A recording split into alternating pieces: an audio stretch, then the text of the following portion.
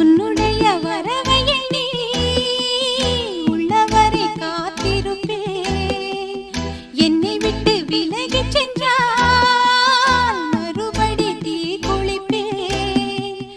நான் விரும்பும் காதலனே நீ ஏற்றுக்கொண்டால் நான் பூமியில் வாழ்ந்திருப்பேன்.